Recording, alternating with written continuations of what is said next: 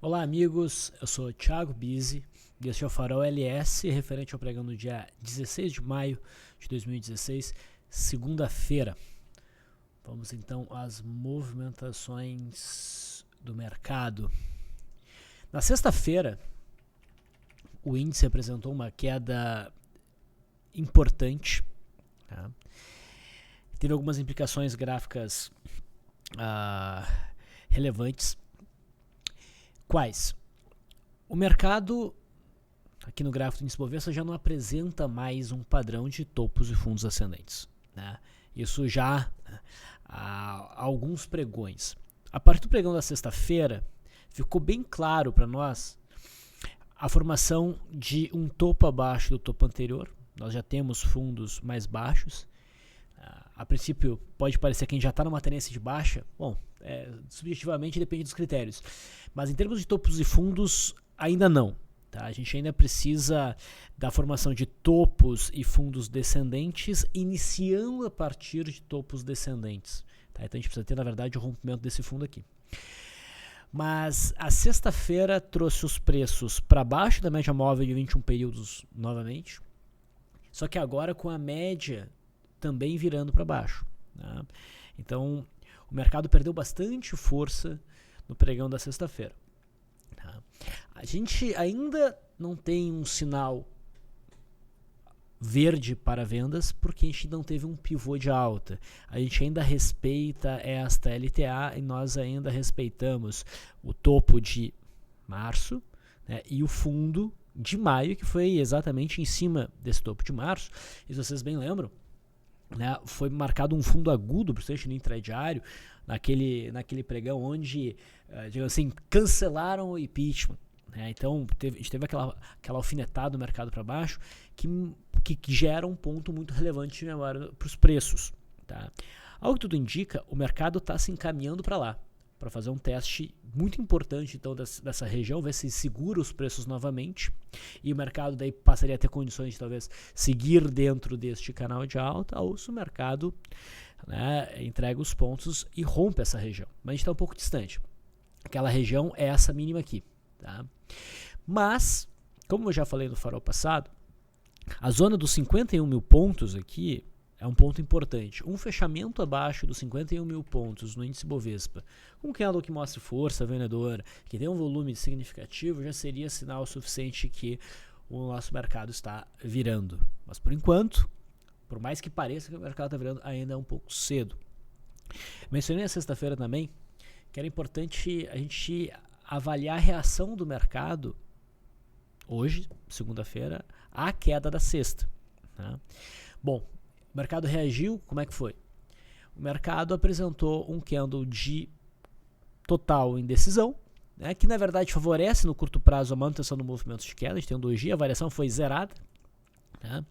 Isso é mais um indício de que o mercado realmente está fraco e talvez venha a testar realmente os 51 mil pontos. Tá? Mas ainda não tivemos um sinal verde para tendência de baixa. Tá? Olhando o gráfico do futuro, tá? O gráfico diário está basicamente no mesmo cenário do índice diretamente, né? O ponto crítico seria 51.660 pontos. A gente chegou muito próximo desse patamar hoje. Um fechamento abaixo dessa região, rompendo aqui essa LTA, já seria um sinal importante de queda, né? Mas o pivô mesmo só acontece no fechamento abaixo dessa mínima aqui. No gráfico intradiário,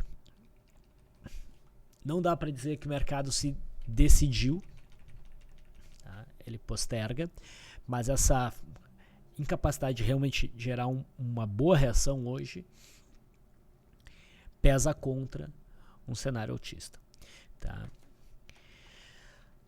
O mercado iniciou, vamos pegar aqui uns tradezinhos de scalp, essa primeira hora e pouquinho de negociação. Foi fácil de operar hoje. Olhando aqui num gráfico de 2 minutos, o índice abriu num gap de alta, testando os topos, né, do finalzinho do pregão da sexta-feira. A primeira barra do dia foi uma barra bem baixista, né? A perda mínima dela abria espaço para operações na ponta vendedora com stop acima da máxima. A gente teve até uma barra ignorada. Um ponto para adicionar a posição numa segunda barra ignorada. e a partir daí ficava bem provável que o mercado vinha testar a linha d'água, onde a gente ia ficar atento para encerrar parcialmente posições. Chegamos a ter um gráfico mais curto, tá? O rompimento aqui da linha d'água, tá? Mas já com o mercado esticado, não era ponto para acrescentar a posição.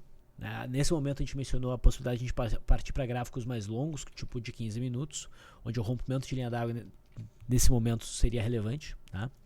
E o que a gente viu, na verdade, num gráfico um pouquinho mais longo, foi a formação de um sinal de reversão em cima da linha d'água, tá?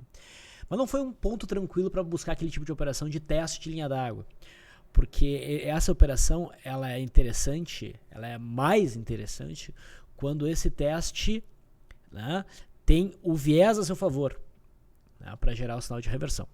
Então a gente não chegou a abrir posição comprada aí, mas era até possível.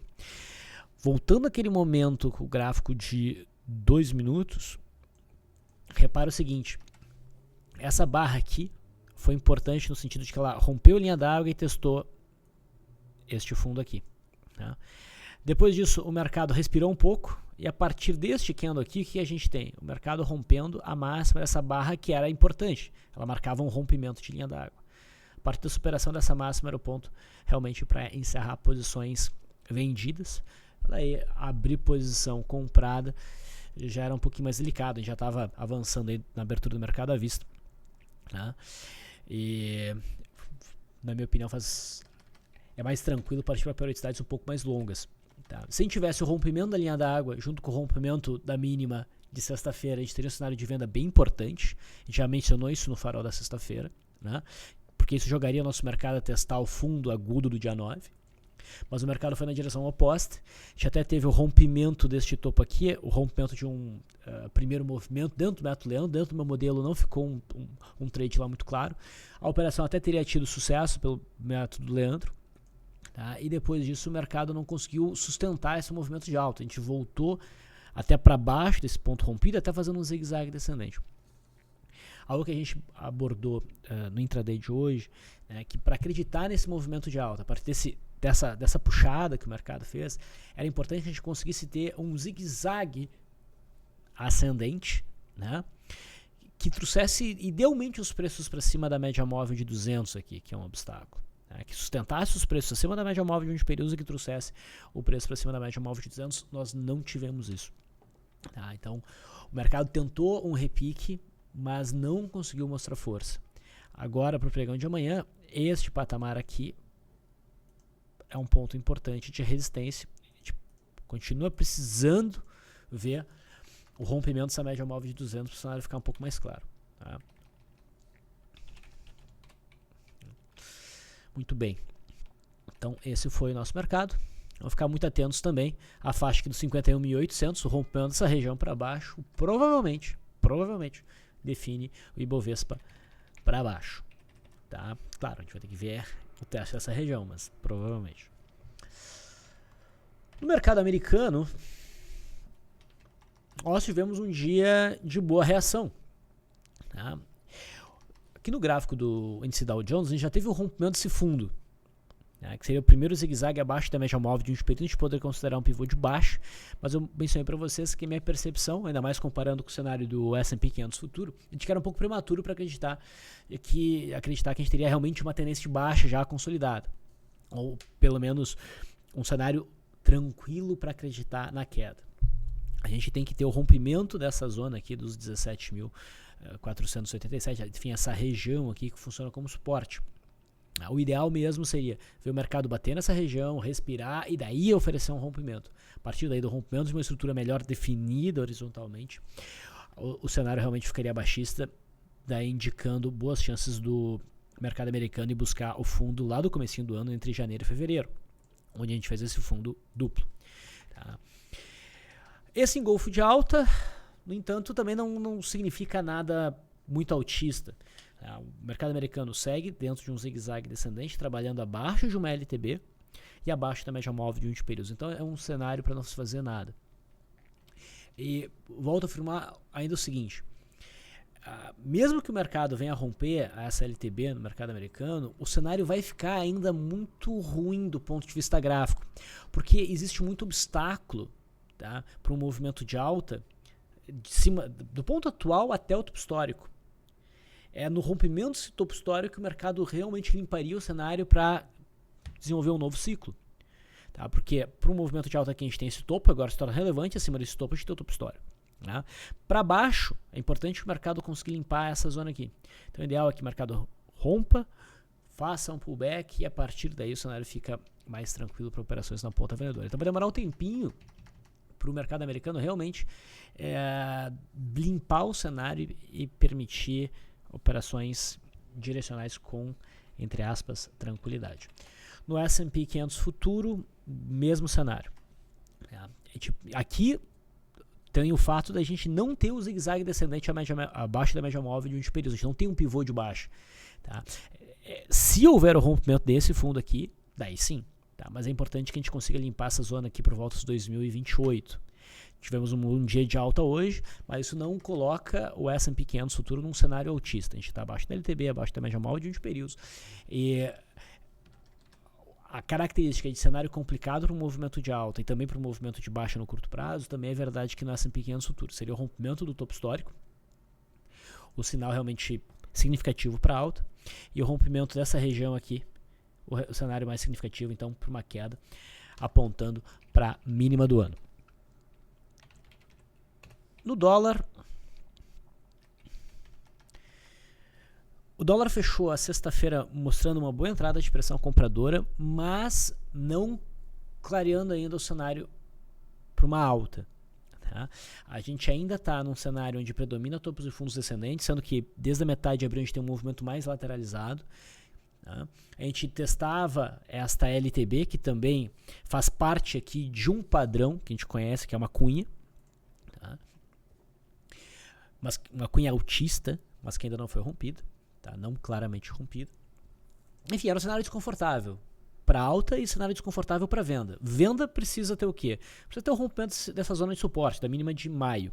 E a compra, se a gente tiver o rompimento aqui desta LTB, ok, o mercado abre espaço para o movimento de alta, até pelo padrão, mas a gente vai ter esses obstáculos próximos aqui.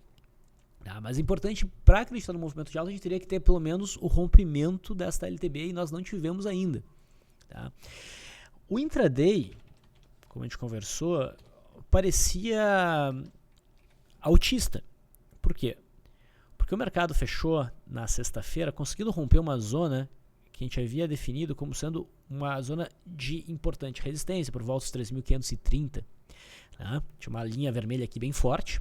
Acima desse ponto, a simetria do mercado puxa para o topo lá do dia 9. Bom,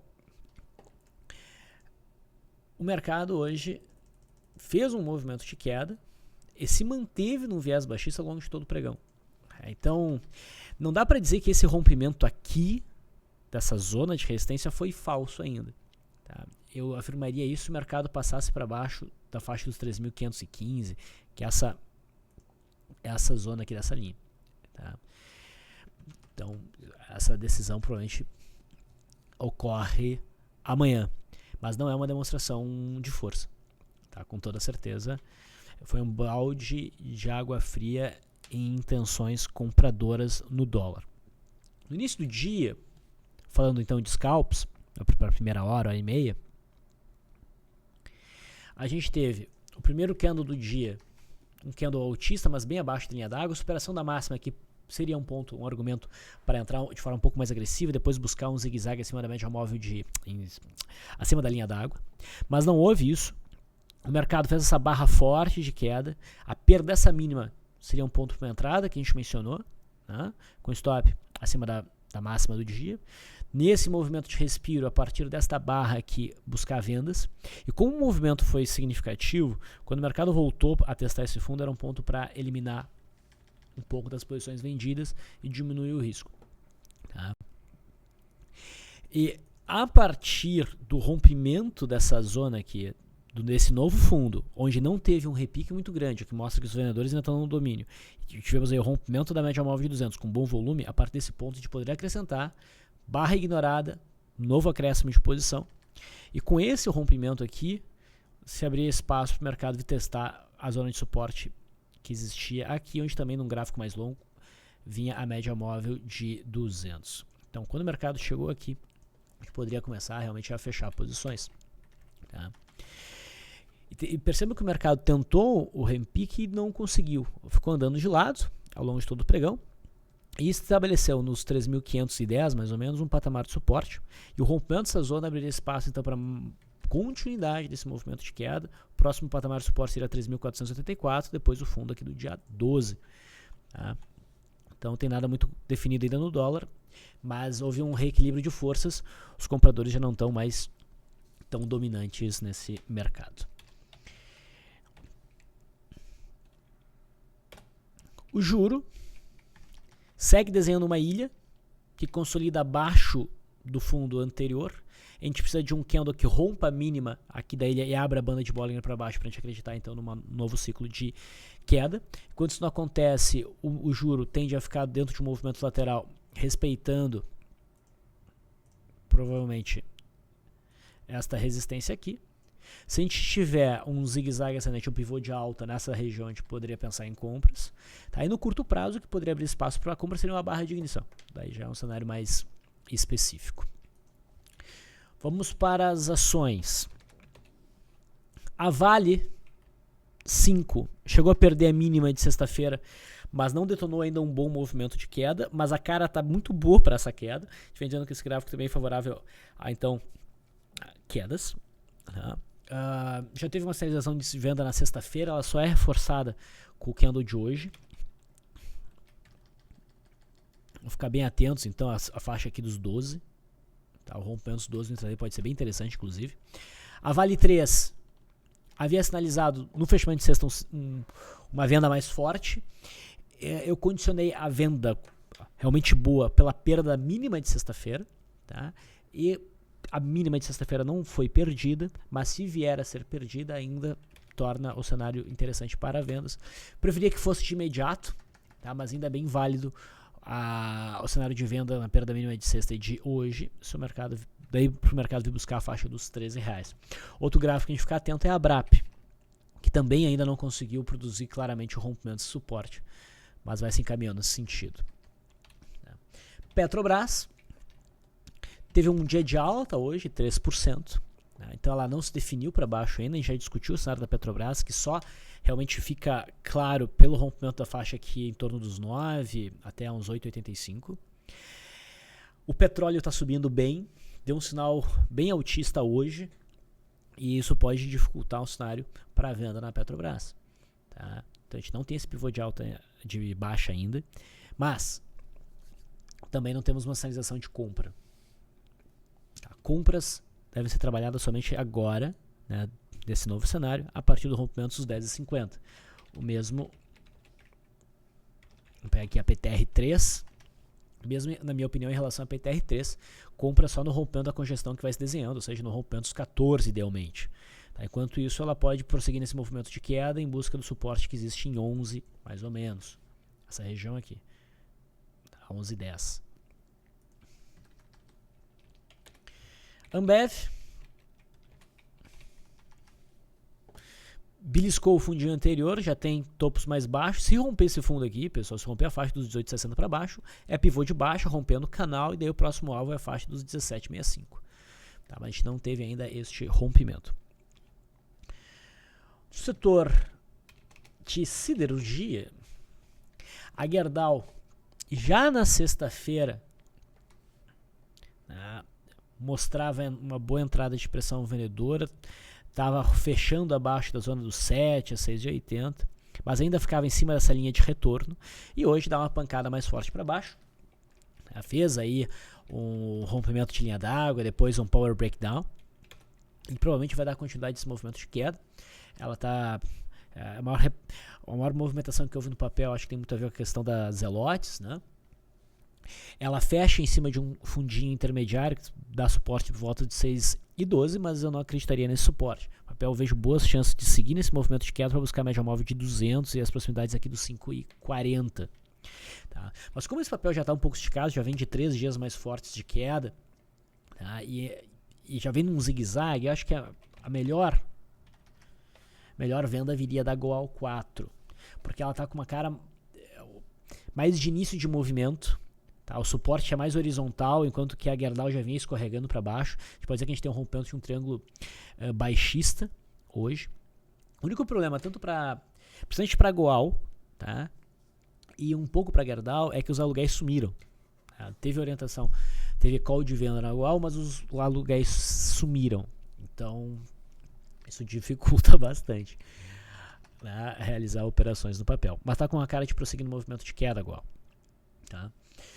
A CSNA tentou reagir em cima do suporte aqui dos 8,30, 8,40 mais ou menos, até iniciou o dia com uma barra elefante, que era bem operável até, mas frustrou, e até essa frustração chama atenção para a força vendedora.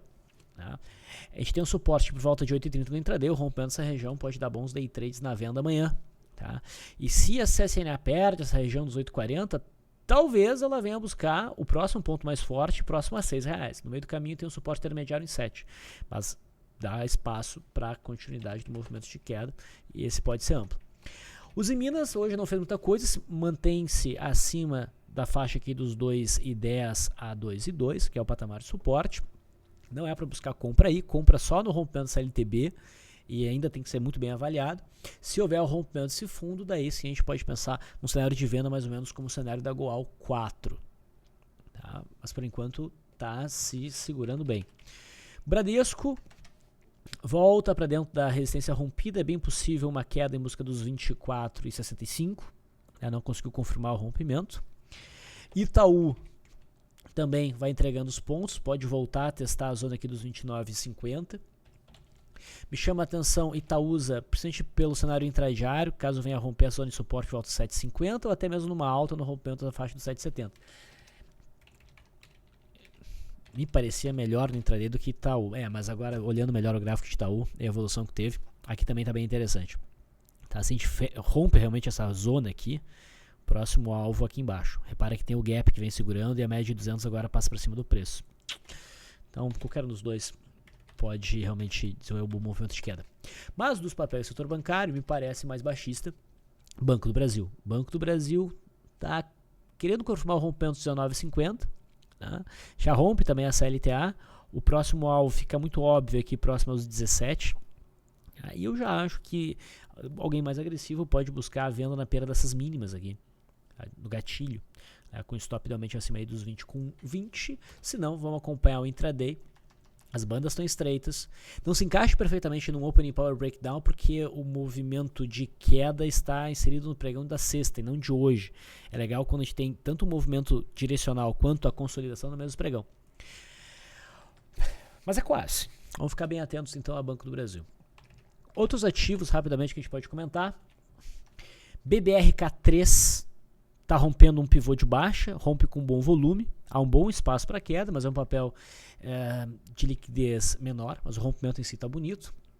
Braskem prosseguiu no movimento de queda, apesar do baixo volume hoje. Eu venho dizendo que esse papel, vamos ajustar aqui o gráfico, rompendo a média móvel de 200, também aqui no gráfico ajustado, isso pode vir a detonar um movimento mais amplo de queda em Braskem, apesar de o papel já estar um pouco esticado. Tá? E a gente está virando uma tendência primária, a gente já tem um zigue-zague descendente no gráfico semanal. Tá? Então tem que ficar atento, não é papel para buscar a operação na ponta compradora, pelo menos não até agora. Deixa eu tirar o ajuste.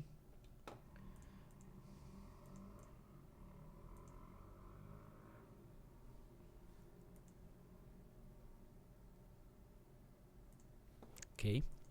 Prosseguindo, BTW3.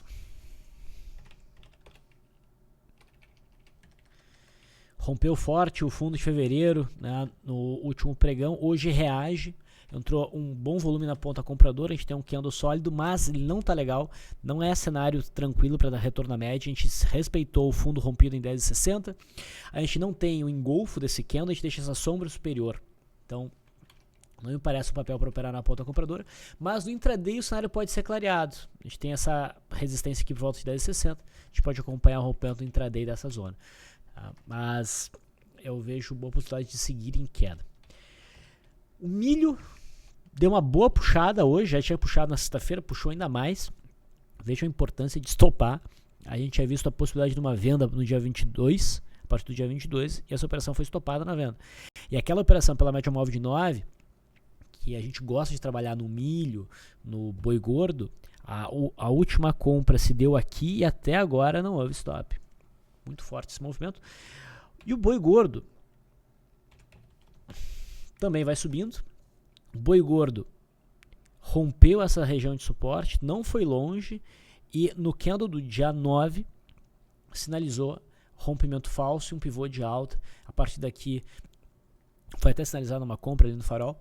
E a expectativa é que o mercado siga em alta em busca do topo de março, respeitando a média móvel de 9. A média móvel de 9 então é um bom guia. Copel rompe o suporte em 26,60, todas as médias ficam por cima. Ficou bem difícil um cenário altista para esse papel agora. É uma venda possível. A Cosan dá uma boa notícia para quem comprou esse papel. O papel ficou X hoje, se a gente ajustar o gráfico, a gente vai ver que a gente teve um cenário de alta e não de queda. Teria alcançado já RP dentro do meu modelo, então já passa a ajustar. Calcula aí o valor do dividendo, desconta isso do alvo que se tinha para uma RP, né? Porque essa diferença vai direto para tua conta e passa a ajustar stop. Então aquele trade já fluiu muito bem. CVCB3 hoje ameaçou o rompimento da zona dos R$20, mas acabou dando para trás. O volume é crescente, o papel merece atenção, mas ainda não tem sinal verde para alguma operação de swing trade. Elet 3 hoje chegou em parte do pregão liderar as quedas, né? Beliscou o suporte em 7,35 e aqui respeitou. Tá? Não vejo nada a ser feito aí ainda, mas a gente acompanhou esse papel no intraday de hoje e a gente viu esse papel fazendo um movimento de queda forte, batendo 7,55. Não era ainda um ponto bom para trade de retorno à média, não estava tão esticado. O mercado rompeu esse suporte. Daí sim, a gente olha nos 60 minutos, a gente vê que o ponto mais forte realmente vem dessa região aqui, onde também tem a média móvel de 200. Então, olhando o gráfico de 15 minutos, quando a gente chegou na zona de suporte, falta 7,35, a gente estava atento a um sinal de reversão. E aqui a gente teve quase aquele sinal de exaustão que eu mencionei algumas vezes com vocês, que é o mercado consolidar idealmente num ponto importante, rompe essa região e não há continuidade desse rompimento. E daí o mercado vem e estoura essa consolidação aqui, tá? Na direção oposta. É um rompimento falso. Vamos pegar no gráfico de 15 minutos, que era o que a gente vinha acompanhando. Um fechamento acima dessa máxima aqui, na verdade, a mera violação dessa máxima já é um ponto para se tu está vendido encerrar a posição. Tá? Mas para abrir posição, o ideal é que tu tenha um fechamento acima desse ponto, que tu tenha continuidade. Superação da máxima era o ponto para uma entrada. Nós não tivemos, o mercado engolfou para baixo, então essa entrada foi abortada. O mercado beliscou de novo essa zona de suporte, aí acabou formando aí um fundo duplo no gráfico de 15 minutos. Não teve uma entrada muito clara no gráfico de 15. Mas uma dica é, quando numa periodicidade gráfica, tu perde aquele cenário de mercado esticado, que se perdeu no gráfico de 15 minutos aqui, tu pode partir para outra periodicidade, no caso uma maior. E no gráfico de 60 minutos o mercado seguia esticado, e a partir deste candle aqui, ó, o cenário ficou mais tranquilo, porque os preços voltam para cima da média móvel de 200, transitaram abaixo, voltam para cima até a máxima superada, que a gente poderia buscar uma operação na ponta compradora. Tá? Então, uma palhinha aí dessa avaliação de cenários de retorno à média. Embraer, naquela zona onde passa a LTA de canal de alta de longo prazo, hoje faz um candle melhor de reversão que o da sexta-feira, mas ainda não bom o suficiente para a gente querer acreditar numa reversão. O volume foi muito baixo, o candle está dentro das bandas, o papel já perdeu o caráter esticado por conta desse movimento lateral, veio para baixo. O movimento lateral veio para baixo, candles pequenos dentro da banda, não tá legal. O que eu acabei de falar, se no prazo que tu tá, o caráter esticado se perde, busca num prazo maior. Então a gente poderia olhar no semanal. No semanal a gente ainda está esticado para baixo, mas a gente ainda não tem um sinal de reversão. O candle de hoje não deve ser levado em consideração porque a semana mal começou. Tá? E pelo gráfico semanal tá parecendo que vai seguir em queda mesmo para buscar a faixa dos 16. JBS chamou nossa atenção recentemente, né? Essa barra de ignição aqui gap de fuga. Ficou complicado, muito caro o stop. A gente estava pedindo o quê? Alguns candles de consolidação. O de sexta-feira já foi bacana, mas o ideal é que a gente tivesse um pouco mais 1 ou 2 candles para daí operar o rompimento. O mercado hoje já disparou e dificultou aí uma entrada. Provavelmente segue em alta, não opera contra esse movimento enquanto não bater na faixa dos 12,80, 13 reais. E chegando lá, tem que ter um sinal de reversão forte para cogitar a venda. Tá? Não sai operando contra esse movimento seco, enquanto a faca está subindo, para não dizer a faca está caindo, que não seria o caso. Né? MPLU3 vem segurando aqui nessa faixa dos 34,80. Não gera nada aqui, mas se vier operar abaixo dessas mínimas, é porque daí provavelmente o papel cai para a faixa dos 31,60. Tá? Vamos acompanhar isso no intraday. Natura, papel que está bem direcionado para baixo. O alvo para esse movimento de queda, o alvo ideal seria 21,20. Tá? Então, teve bastante perguntas sobre Natura hoje. Está caindo, não é ponto para compra, mas também já passou do ponto para venda. Se for para buscar a venda, vamos tentar no intraday. Aqui, mais ou menos como o Banco do Brasil, tem um cenário quase de um opening power breakdown, mas não é exatamente, porque o pregão inteiro hoje foi lateral. Esse movimento de queda vem do último pregão, isso não é o cenário ideal. Mas talvez se a gente abrir um gapzinho de alta amanhã e estiver rompendo a linha d'água para baixo, o cenário é bom para vendas. Pecar segue caindo, nós vimos o Pecar jogar a toalha, né, nesse movimento aqui. Próximo patamar de suporte é em torno de 40. Tá? E aqui a gente tem, reparem a venda que a gente teve hoje. Tá? O mercado andou de lado, respeitando a mínima, respeitando a média móvel de 20 períodos, até que rompeu o primeiro movimento, confirmou, abriu bandas, deu um bom movimento de queda. E o fechamento fica com uma cara de opening power breakdown. A perda mínima de hoje é gatilho para venda de day trade amanhã. Tá? SUSB5, outro papel que teve bastante pergunta hoje. SUSB5 sinalizou um pivô de alta, né, no candle aqui do dia 10. Não me convenceu tanto, já mencionei isso para vocês. E eu estava esperando um processo de pullback que está acontecendo. Tá? Então, a zona aqui rompida já foi testada hoje. O candle tem uma certa conotação altista, mas o volume está baixo, ainda não convence. É melhor esperar um candle um pouco mais forte para acreditar em compra, para a gente buscar a próxima resistência em 16,50. Então, pessoal, esses foram os movimentos que chamaram mais a minha atenção, pelo menos no pregão de hoje. Espero que as informações aqui tenham sido úteis. Eu fico por aqui. Até o farol de amanhã.